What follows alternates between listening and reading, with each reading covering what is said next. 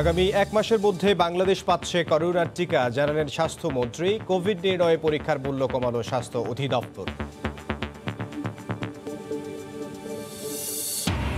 পদ্মা সেতুর ৪১টি স্প্যান বসিয়ে মাওয়া ছাড়ল বিশ্বের সর্ববৃহৎ ভাসমান ক্রেনবাহী জাহাজ তিয়ান-ই। চট্টগ্রাম হয়ে সমুদ্র পথে পৌঁছাবে চীনে। দেশের সার্বভৌমত্বের উপর কোনো আঘাত এলে জবাব দেওয়ার সক্ষমতা অর্জন করতে হবে সশস্ত্র বাহিনীকে, বললেন প্রধানমন্ত্রী। জাতির কল্যাণে কাজ করার আহ্বান। দুর্নীতির অভিযোগে করা মামলা প্রত্যাহার করতে পারবে না সরকার, রায় হাইকোর্টের। বেগম জিয়া সহ অন্যদের বিরুদ্ধে করা মামলা বাদ দেওয়ার সুযোগ নেই, জানালো আইনজীবী।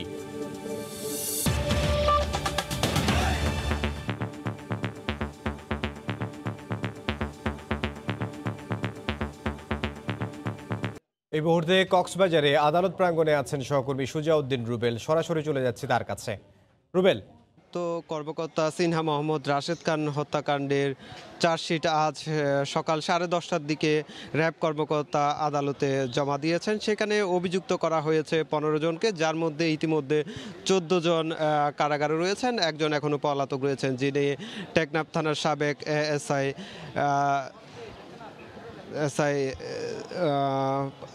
দেব বলে জানিয়েছেন, সাগর দেব, যাকে এখনও পাওয়া যায়নি।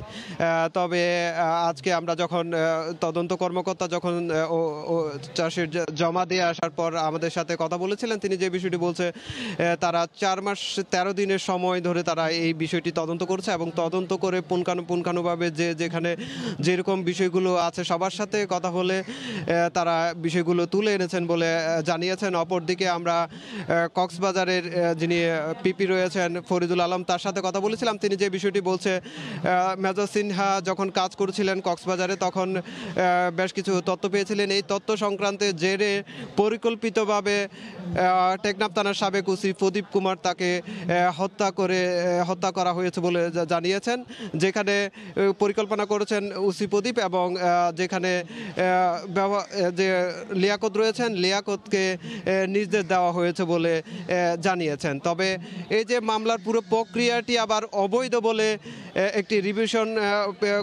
রিভিশন আবেদন করেছেন লিয়াকতের আইনজীবী। এখনই শুনানি চলছে কক্সবাজার জেলা ও দায়রা জজ মোহাম্মদ ইসমাইল হোসেনের আদালতে।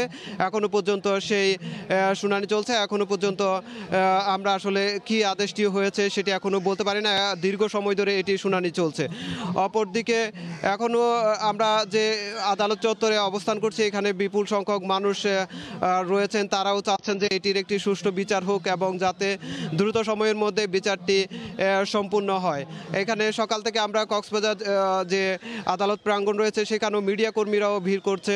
সব মিলিয়ে কিন্তু এখন পর্যন্ত মানুষের মধ্যে যে একটা হত্যাকাণ্ড হয়েছে, যে একটি চাঞ্চল্যকর হত্যাকাণ্ড, সেটি যাতে সুষ্ঠু বিচার হয় সবাই এটি দাবি করছেন। তো এমদাদ, এই ছিল আমার কাছে আদালত প্রাঙ্গণ থেকে সবশেষ। সুজাউদ্দিন রুবেল যোগ দিয়েছিলেন কক্সবাজার আদালত প্রাঙ্গণ থেকে। আগামী এক মাসের মধ্যে বাংলাদেশ পাচ্ছে করোনার টিকা, জানিয়েছেন স্বাস্থ্যমন্ত্রী জাহিদ মালেক। সকালে মহাখালীতে ভারতের সেরাম ইনস্টিটিউট ও স্বাস্থ্য অধিদপ্তর বেক্সিমকো ফার্মার মধ্যে ত্রিপক্ষীয় চুক্তি অনুষ্ঠানে মন্ত্রী বলেন, সেরাম চাহিদা পূরণ করতে না পারলে প্রয়োজনে বিকল্প খুঁজবে বাংলাদেশ। দেশের চাহিদা মেটাতে অন্য ফার্মাসিউটিক্যালস কোম্পানিগুলোকে এগিয়ে আসার আহ্বান জানান বেক্সিমকোর ব্যবস্থাপনা পরিচালক। করোনা মোকাবেলায় ভ্যাকসিনের বিকল্প নেই, বিষয়টি বুঝে গেছে গোটা বিশ্ব। তাই তো ভ্যাকসিনের দিকেই ছুটছে সবাই। সেই কাতারে অনেক আগেই সামিল হয়েছে বাংলাদেশ। এরই মধ্যে অক্সফোর্ডের 3 কোটি ডোজ ভ্যাকসিন নিতে চুক্তি করেছে বেক্সিমকো, বাংলাদেশ সরকার আর সেরাম ইনস্টিটিউট। সেই ধারাবাহিকতা এবার ক্রয় চুক্তিতে স্বাক্ষর করল সরকার ও বেক্সিমকো। দ্রুত তা পাঠানো হবে সেরাম ইনস্টিটিউটে। মন্ত্রী জানান, সবকিছু ঠিকঠাক থাকলে জানুয়ারিতে ভ্যাকসিনের প্রথম চালান পাবে বাংলাদেশ। এরপর প্রতি মাসে 50 লাখ করে 6 মাসে 3 কোটি ডোজ ভ্যাকসিন দেশে আসবে। আশা করছি এই ভ্যাকসিন জানুয়ারি মাসে কোনো এক সময় আমরা পাব। ইতিমধ্যে এটাও আমরা আশা করছি হয় FDA অথবা UK অথবা WHO অনুমোদন দিয়ে দিবে। পরে সাংবাদিকদের প্রশ্নের জবাবে মন্ত্রী জানান, অক্সফোর্ড ছাড়াও রাশিয়া, চীন ও যুক্তরাষ্ট্রের ভ্যাকসিনের বিষয়ে যোগাযোগ হচ্ছে। অক্সফোর্ড 3 কোটির বেশি ডোজ দিতে না পারলে অন্য দেশ থেকে ভ্যাকসিন আনা হবে। এখন পর্যন্ত অ্যাস্ট্রাজেনেকার ভ্যাকসিনটাই প্রমাণিত হয়েছে ভালো, কারণ এটার মধ্যে কোনো রকমের পার্শ্ব প্রতিক্রিয়া সেভাবে দেখা দেয়নি এবং এফেক্টিভও। এটা আমরা এখানে থাকার চেষ্টা করব, কিন্তু যদি এরা আমাদের 3 কোটির বেশি না দিতে পারে বা দেরি করে, তখন অবশ্যই আমাদের অন্য ভ্যাকসিন যেগুলো ভালো, আরও ভালো ভ্যাকসিন যদি পাওয়া যায় আমরা সেদিকেও আমরা নজরে রেখেছি। এছাড়া করোনা মোকাবেলায় দেশের ওষুধ কোম্পানিগুলোকে আরও দায়িত্বশীল হওয়ার আহ্বান জানায় ভ্যাকসিমকো। এত ভ্যাকসিন কিন্তু কেউ তো কোনো অফার দিচ্ছে না সরকারকে, মানে খালি কথা বলে না, মানে বলবো অন্তত কিছু লোক আরও কয়েকটা অপশন বাংলাদেশ গভর্নমেন্টকে দেওয়া উচিত। কেউ অফারই দিচ্ছে না, আরও 2-1টা আসা উচিত, কারণ একটা ভ্যাকসিন দিয়ে it is going to be difficult. So আমি মনে করি আরও অন্যান্য কোম্পানিদেরও এগিয়ে আসা উচিত। এদিকে আসার কথা শোনালেও 2 মাস পেরিয়ে গেলেও এখনও নীতিগত অনুমোদনের জন্য সরকারের কাছে কাগজ জমা দিতে পারেনি দেশীয় প্রতিষ্ঠান গ্লোব বায়োটেক। রাশেদ লিমন, সময় সংবাদ, ঢাকা। করোনার এই সময়ের জন্য দেশের সব হাসপাতালে অক্সিজেন সিলিন্ডার, সিটি স্ক্যান সহ 20টি মেডিকেল পরীক্ষার দাম কমিয়ে নতুন মূল্য নির্ধারণ করেছে স্বাস্থ্য অধিদপ্তর। সকালে অধিদপ্তরের মহাপরিচালকের সই করার নতুন এই মূল্য তালিকা হাইকোর্টে জমা দেওয়া হয়। আগে সিবিসি টেস্টে নেওয়া হতো 400 থেকে 600 টাকা, যা বর্তমানে করা হয়েছে 500 টাকা। সিআরপি টেস্ট করা হতো 600 থেকে 900 টাকায়, যা বর্তমানে করা হয়েছে 600 টাকা।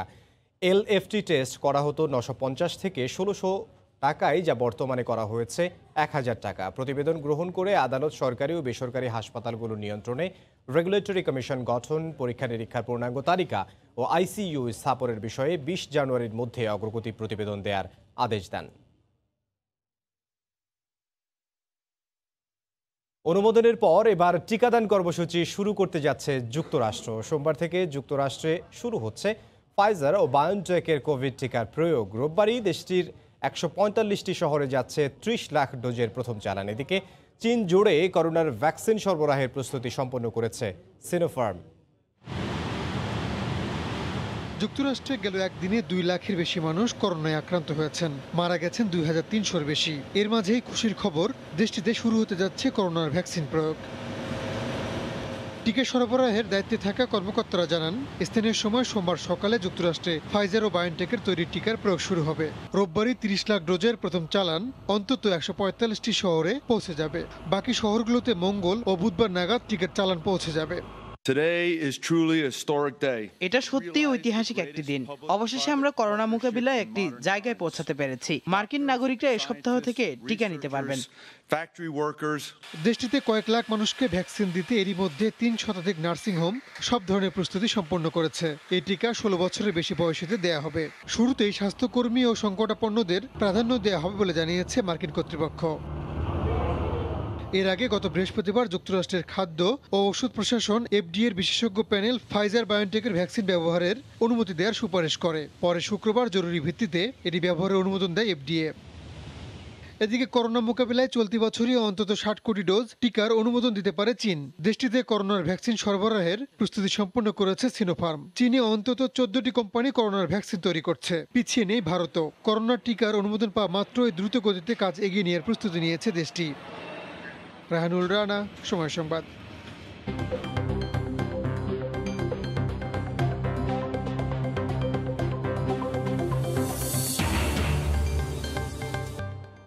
পদ্মা সেতুর 41টি স্প্যান বসিয়ে দিয়ে চীনের উদ্দেশ্যে মাওয়া ছেড়েছে সেতুর কাজে ব্যবহৃত বিশ্বের বড় ভাসমান ক্রেনবাহী জাহাজ তিয়ান-ই। চট্টগ্রাম হয়ে এটি সমুদ্রপথে চীন পৌঁছাবে।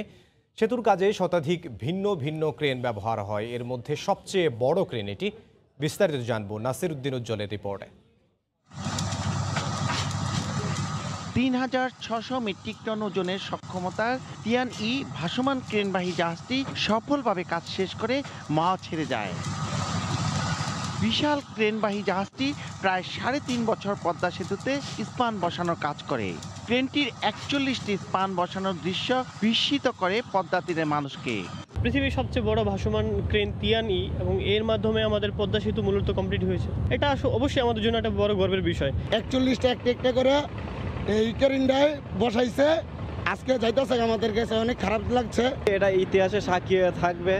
সেতুর কাজে ব্যবহৃত বিশ্বের অন্যতম বৃহৎ ভাসমান ক্রেনবাহী জাহাজ এটি। ঠিকাদারি প্রতিষ্ঠান চায়না মেজর ব্রিজ কোম্পানি চীন থেকে নিয়ে আসে। চট্টগ্রাম বন্দরে পড়বে, ওখান থেকে 35 দিনের মতো সময় লাগবে তারা ওই জায়গায় যে চিনে যাবে। আমাদের এলাকা পার হওয়ার জন্য তার যে প্রয়োজনীয় নিরাপত্তা দরকার সেই নিরাপত্তার জন্য আমরা পুলিশকে চিঠি দিয়েছি। 2017 সালে মাওয়া আসা তিয়ানি ওই বছরের 30 সেপ্টেম্বর প্রথম স্পানটি স্থাপন করে। গত 10 ডিসেম্বর 41তম স্পান বসিয়ে বাংলাদেশের মিশন শেষ করে। নাসিরউদ্দিন উজ্জ্বল, সময় সংবাদ, মুন্সিগঞ্জ। বাংলাদেশ শান্তিতে বিশ্বাস করলেও সার্বভৌমত্বের ওপর আঘাত এলে তা মোকাবিলার সক্ষমতা অর্জনে সশস্ত্র বাহিনীর প্রতি আহ্বান জানিয়েছেন প্রধানমন্ত্রী শেখ হাসিনা। সকালে মিরপুর সেনানিবাসে ন্যাশনাল ডিফেন্স কলেজের কোর্স সমাপনীতে ভিডিও কনফারেন্সে যোগ দিয়ে তিনি কথা বলেন। দেশের পাশাপাশি আঞ্চলিক নিরাপত্তা রক্ষায় সশস্ত্র বাহিনী কার্যকর ভূমিকা রাখতে পারে জানিয়ে শেখ হাসিনা আরও বলেন, রোহিঙ্গা পাঠানোর পরও মিয়ানমারের সঙ্গে সংঘাতে যায়নি দেন প্রধানমন্ত্রী। এবছর সেনা, নৌ, বিমান ও পুলিশ বাহিনী এবং সিভিল সার্ভিস সহ বাংলাদেশের 57 জন কর্মকর্তা সনদ নিয়েছেন। এছাড়া 12টি দেশের 25 প্রশিক্ষণার্থী কোর্স শেষ করেছেন সফলভাবে। ভার্চুয়াল এই অনুষ্ঠানে প্রধানমন্ত্রী বলেন, সততা ও নিষ্ঠার মাধ্যমে দেশের মানুষের পাশে থাকতে হবে সশস্ত্র বাহিনীকে। প্রতিটি সদস্য দেশপ্রেমে উদ্বুদ্ধ হয়ে নিজেদেরকে আপনারা গড়ে তুলবেন, যেন সবসময় জনগণের পাশে থেকে জনগণের কল্যাণে কাজ করেন। মিয়ানমার থেকে জোর করে রোহিঙ্গা পাঠালেও বাংলাদেশ কোনো সংঘাতে যায়নি উল্লেখ করে প্রতিরক্ষা মন্ত্রী শেখ হাসিনা জানান, সার্বভৌমত্ব রক্ষার সক্ষমতা থাকতে হবে 3 বাহিনীর। আমরা যুদ্ধ চাই না, আমরা শান্তি চাই, কিন্তু কেউ যদি আমার সার্বভৌমত্বে আঘাত করতে আসে, প্রতিঘাত করবার মতো সক্ষমতা যেন আমরা অর্জন করতে পারি, সেভাবেই আমাদের প্রশিক্ষণ এবং সেভাবেই আমাদের প্রস্তুতি থাকতে হবে। যেমন মিয়ানমার থেকে আশ্রয় নিয়েছে প্রায় 10 লক্ষের উপরে। আমরা তাদের সাথে কখনো সংঘাতে যাইনি, কিন্তু আলোচনা করে এটা সমাধান করার চেষ্টা করছে এবং আন্তর্জাতিক পরিমণ্ডলেও সকলকে আমরা এই আহ্বান জানিয়েছি যে এই যে বিশাল একটা বোঝা আমাদের উপর, এটা যেন খুব দ্রুত তারা সমাধান করেন। ন্যাশনাল ডিফেন্স কলেজ উত্তরোত্তর সামরিক বেসামরিক কর্মকর্তাদের দক্ষ করে তুলছে বলেও জানান সরকার প্রধান। দেবাশিস রায়, সময় সংবাদ, ঢাকা। উদ্ভাবনী ও সৃষ্টিশীল অর্থনীতিতে অবদানের জন্য এবার প্রবর্তন হতে যাচ্ছে UNESCO Bangladesh Bangabandhu Sheikh Mujibur Rahman international award. দুপুরে এক সংবাদ সম্মেলনে কথা জানান পররাষ্ট্রমন্ত্রী AK আব্দুল মোমেন। ইউনেস্কো নির্বাহী কমিটি সর্বসম্মতিক্রমে এই পুরস্কারের সিদ্ধান্ত নিয়েছে। তিস্তাটা মোটামুটি রেডি হয়ে আছে। আপনারা জানেন এটা ওয়ার্ড সবগুলো অ্যাকসেপ্টেড হয়ে আছে, ওয়ার্ড বাই ওয়ার্ড ডকুমেন্টের অ্যাকসেপ্ট, কিন্তু সই হয় নাই। হ্যাঁ, আর ভারত সরকার কখনো বলে নাই যে এইটা করবে না। তারা সবসময় বলছে যে we are ready to do it, কিন্তু তাদের ইন্টারনাল সমস্যার কারণে সই করতে পারতেছে না। দুপুরের সময়ে আরও থাকছে, ভার্চুয়ালি নাকি অ্যাকচুয়ালি বই মেলা করা নিয়ে দ্বন্দ্বে প্রকাশক ও বাংলা একাডেমি। 1 ফেব্রুয়ারি মেলা শুরু নিয়ে সংশয়।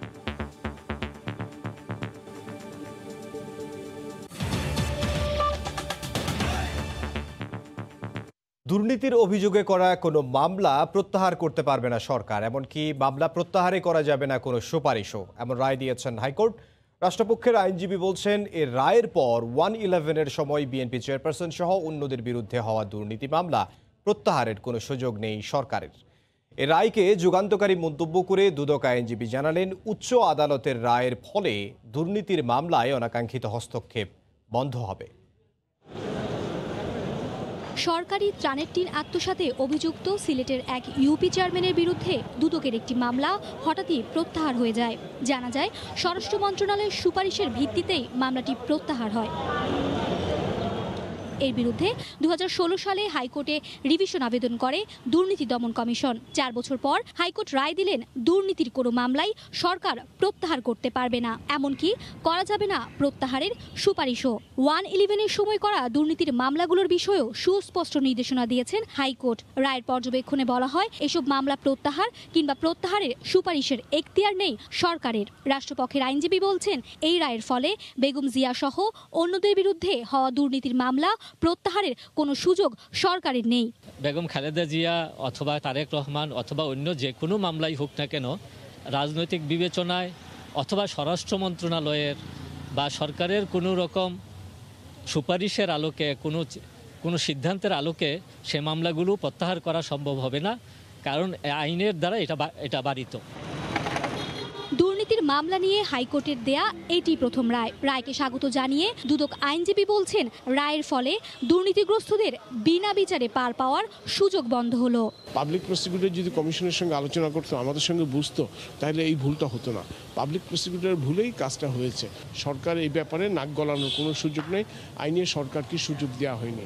তো আদালত জিজ্ঞেস করলো কেন সরকার পারবে না, তখন আমরা দেখালাম criminal law amendment act section 10 subsection 4-এ যেখানে কমিশন শব্দটা ইনসার্ট হয়েছে 2004 সনে, এবং 2004 সনের পর থেকে এইটা আর সরকারের কোনো এখতিয়ারই নেই। হাইকোর্টের এই রায়ের ফলে দুর্নীতি দমন কমিশন আরও স্বাধীন ও নিরপেক্ষভাবে যে কোনো অভিযোগ তদন্ত করতে পারবে বলে মনে করেন দুদক আইনজীবী। মার্জিয়া মুমু, সময় সংবাদ, ঢাকা।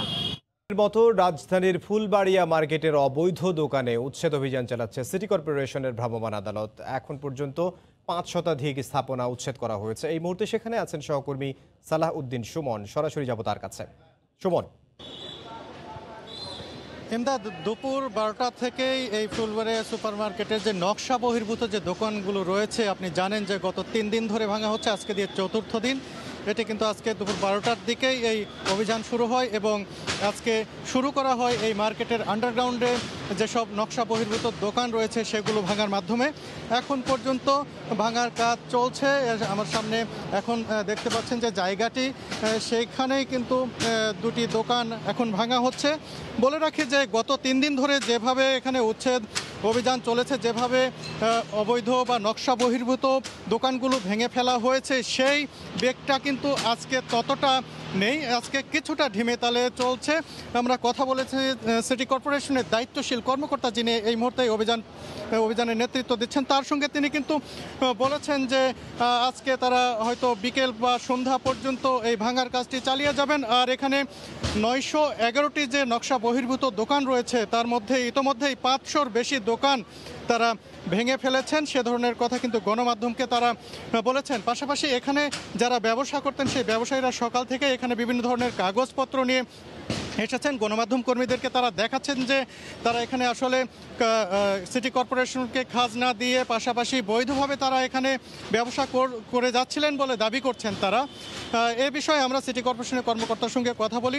মোহাম্মদ হায়দার আলী, যিনি আঞ্চলিক নির্বাহী কর্মকর্তা, তিনি বলেছেন যে এখানে একটি তদন্ত হয়েছে। তদন্তের পরে যেসব দোকানগুলো অবৈধ বা নকশা বহির্ভূত হিসেবে সিলেক্ট করা হয় এবং পরবর্তীতে তদন্ত কমিটি সেগুলো ভেঙে ফেলার জন্য সুপারিশ করে, তার সেই সুপারিশের প্রেক্ষিতেই কিন্তু এই দোকানগুলো ভাঙা হচ্ছে। পাশাপাশি তিনি বলেছেন যে হয়তো আর 2-1 দিন লাগবে পুরোপুরি এই ভাঙার কাজটি শেষ করার জন্য তিনি বলেছেন। আর যে অভিযানটি পরিচালনা করা হচ্ছে সেটি নিয়মতান্ত্রিকভাবে করা হবে। আর এখানে এই নিরাপত্তা ব্যবস্থা জোরদার করার জন্য সকাল থেকে কিন্তু র্যাব এবং পুলিশ সদস্যরা এখানে মোতায়েন রয়েছেন। এই ছিল এখান থেকে সব শেষ খবরাখবর। এমদাদ। সহকর্মী সালাহ উদ্দিন সুমন যোগ দিয়েছিলেন রাজধানীর ফুলবাড়িয়া সুপার মার্কেটের সামনে থেকে। বিশাল কর্মক্ষম জনশক্তির ফায়দা তুলতে পারছে না বাংলাদেশ। স্থানীয় শিল্পে প্রকট হচ্ছে দক্ষতা সংকট। সমান্তরালে বিদেশি কর্মীর সংখ্যা বাড়তে থাকায় প্রচুর অর্থ চলে যাচ্ছে দেশের বাইরে। সরকারি বেসরকারি উদ্যোগে সীমিত আকারে পোশাক শ্রমিকদের দক্ষতা বাড়াতে কাজ শুরু হলেও অন্যান্য খাতে তা প্রায় নেই বললেই চলে। জুবাইর ফয়সালের রিপোর্ট।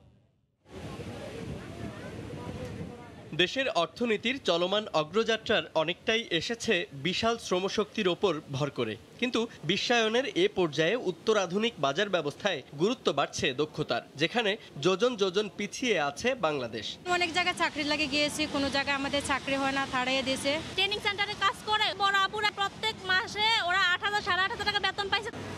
বিশেষ কর্মদক্ষতা ছাড়া টিকে থাকা কতটা কঠিন তা এই 2 নারী শ্রমিকের কথাতেই পরিষ্কার। বিজিএমইএ সিপ প্রকল্পের দ্বিতীয় পর্যায়ে 150টি স্থানে পূর্ণাঙ্গ প্রশিক্ষণের সঙ্গে ভাতা দেয়া হচ্ছে প্রায় 26,000 নারীকে। 5 কোটি 23 লাখ টাকার পুরোটাই বহন করছে অর্থ মন্ত্রণালয় আর এশীয় উন্নয়ন ব্যাংক। অনেক পিছিয়ে আছি আমি মনে করি, কারণ দক্ষতা সম্পন্ন যে কাজটা করতে পারবে সেটা অপ্রশিক্ষণপ্রাপ্ত একজনের পক্ষে সম্ভব না। কিন্তু এসব উদ্যোগ সীমাবদ্ধ শুধু পোশাক খাতেই। মানব সম্পদ বিশেষজ্ঞ কিংবা ব্যবসায়ী সবারই অভিন্ন মত। দেশীয় শিল্পে বিদেশি কর্মীর সংখ্যা কমাতে কোনো বিকল্প নেই দক্ষতা বৃদ্ধির। সর্বদিক থেকে বাংলাদেশকে যে একটা অবস্থান তৈরির জন্য দক্ষ শ্রমিকটাই অত্যন্ত জরুরি। সেটা প্রত্যেকটা সেক্টরে সেটা হতে পারে আরএমজিতে, সেটা হতে পারে লেদারে। মিড লেভেল ম্যানেজমেন্টে বিশাল ধরনের একটা সংকট আছে। চাকরিগুলো যদি বাংলাদেশি ছেলে হোক অথবা মেয়ে হোক তারা যদি করতে পারতো তাহলে তো এটা আমাদের দেশের জন্য খুব ভালো হতো।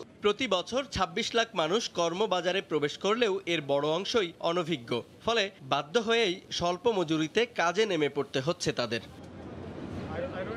যে কোনো পর্যায়ে বৈশ্বিক শ্রমবাজার কমপক্ষে দুই ভাগে বিভক্ত, দক্ষ আর অদক্ষ, যেখানে একজন দক্ষ শ্রমিকের চেয়ে একজন অদক্ষ ব্যক্তি পিছিয়ে থাকেন কমপক্ষে ৩ ধাপ। অথচ এই সত্য এড়িয়ে বাংলাদেশের শ্রমবাজার আজও চলছে এলাম, দেখলাম আর কাজে নেমে পড়লাম এই সংস্কৃতিতে। জুবাইর ফয়সাল, সময় সংবাদ, নারায়ণগঞ্জ। ভার্চুয়ালি নাকি অ্যাকচুয়ালি ১ ফেব্রুয়ারি বইমেলা শুরু নিয়ে সংশয় এখনো কাটেনি। প্রকাশকরা মেলার আয়োজন নিয়ে ইতিবাচক ইঙ্গিত দিলেও বাংলা একাডেমি এখনো দোলাচলে। সিদ্ধান্তের জন্য একাডেমি তাকিয়ে আছে সংস্কৃতি মন্ত্রণালয়ের দিকে। শুরুটা ১৯৮৪ সালে বাংলা একাডেমির তৎকালীন মহাপরিচালক কাজী মঞ্জুরে মাওলার হাত ধরে। বাংলা একাডেমির ছোট্ট প্রাঙ্গণে শুরু হওয়া প্রাণের মেলার পরিধি বাড়ে যুগের চাহিদার সাথে। দিনে দিনে মেলার পরিধি যেমন বেড়েছে তেমনি বেড়েছে পাঠক লেখকের সংখ্যাও। বলা চলে মেলাকে ঘিরেই দেশের প্রকাশনা শিল্প এক শক্তিশালী ভিত্তি পায়। বছরের পর বছর বইপ্রেমীদের চাহিদা পূরণ করে আসা মেলা এবার বিষাদের সুর। বৈশ্বিক মহামারী করোনায় মেলা আয়োজন নিয়ে তৈরি হয়েছে ঘোর অনিশ্চয়তা। প্রকাশকরা বলছেন মেলা হবে আগের মতোই চিরায়ত রূপে, তবে তারিখে পরিবর্তন আসার আভাস তাদের। চিরাচরিত রূপে যেভাবে হতো এবছরও সেভাবেই হবে। তারিখটা কিছুটা পরিবর্তন হতে পারে। সরকারের অনুমতি সাপেক্ষে ফেব্রুয়ারি মাসের যে কোনো একটি তারিখ থেকে বইমেলা শুরু হবে। ওনারা স্পষ্ট বলে দিয়েছেন ভার্চুয়ালি বইমেলা হবে এমন কোনো মন্তব্য ওনারা করেননি। এদিকে প্রকাশকরা মেলার আয়োজন নিয়ে ইতিবাচক ইঙ্গিত দিলেও বাংলা একাডেমি এখনো দোলাচলে। একাডেমি তাকিয়ে আছে সংস্কৃতি মন্ত্রণালয়ের দিকে। বৈঠকের পরিপ্রেক্ষিতে আমি এই বিষয়টি উত্থাপন করি এবং বলি বইমেলা কখনো বাতিল করা হয়নি, বইমেলা স্থগিত করা হয়েছে। তাদের দাবি ছিল ফেব্রুয়ারি মাসেই বইমেলাটি শুরু করা যায় কিনা। আমি তাদের দাবির পরিপ্রেক্ষিতে বলেছি কবে আপনারা ফেব্রুয়ারির বইমেলা শুরু করতে চান সেই তারিখটি লিখিতভাবে আমাদের জানান। তবে বাংলা একাডেমিকে অবশ্যই আপনাদের 2 মাসের সময় দিতে হবে বইমেলা আয়োজনের জন্য। তবে মেলা হলেও স্বাস্থ্যবিধি রক্ষার দিকেই থাকবে সবার নজর। নতুন বইয়ের মিষ্টি মধুর ঘ্রাণ, প্রাঙ্গণ জুড়ে লেখক, পাঠক এবং প্রকাশকদের কলরব। এই তো অমর ২১শে বইমেলা।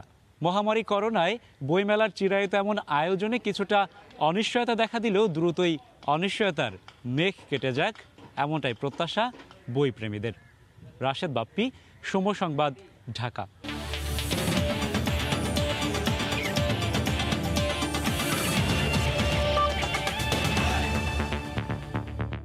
টাইগারদের ওয়ানডে অধিনায়ক তামিম ইকবালের করোনা পরীক্ষার ফলাফল পাওয়া যাবে সন্ধ্যায়। এদিকে ডান হাতের আঙুলের সফল অস্ত্রোপচার শেষে দেশে ফিরেছেন টেস্ট দলের অধিনায়ক মুমিনুল হক। গতকাল বঙ্গবন্ধু টি-20 কাপে বেক্সিমকো ঢাকার বিপক্ষে ম্যাচের সময় হঠাৎ অসুস্থ বোধ করেন তামিম। শারীরিক দুর্বলতা নিয়ে ব্যাটিংয়ের পর ফিল্ডিং না করেই ড্রেসিং রুমে ফেরেন ফরচুন বরিশালের অধিনায়ক। এরপর তাকে দ্রুত হোটেলে ফিরে যাওয়ার পরামর্শ দেয় বিসিবির মেডিকেল টিম। আজ সকালে করোনা পরীক্ষার জন্য তামিমের নমুনা সংগ্রহ করা হয়েছে। আপাতত চিকিৎসকের পর্যবেক্ষণে আছেন টাইগারদের ওয়ানডে ক্যাপ্টেন। এদিকে সকাল 10:45 দুবাই থেকে দেশে ফিরেছেন টেস্ট অধিনায়ক মুমিনুল হক।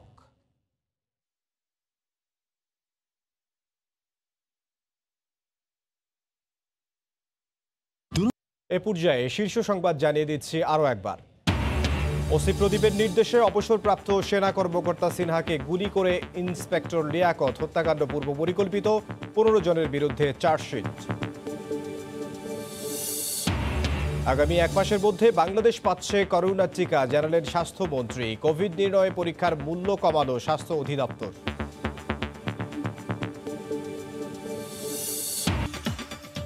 এই ছিল দুপুরের সময়, সঙ্গে থাকুন সময়।